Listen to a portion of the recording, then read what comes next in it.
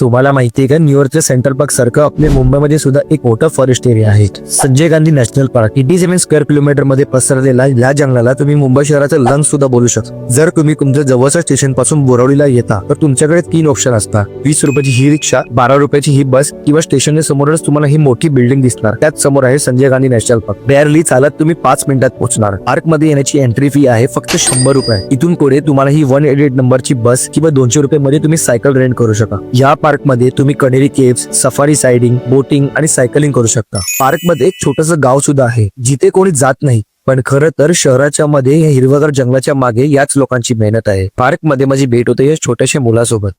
तुझं नाव काय? काय करतो इकडे? कोणती गाडी आहे? मला भेटेल का गाडी? कुठे राहतो तू? कुठे राहतो? बाकी कुठे कोणत्या शाळेत जातोस?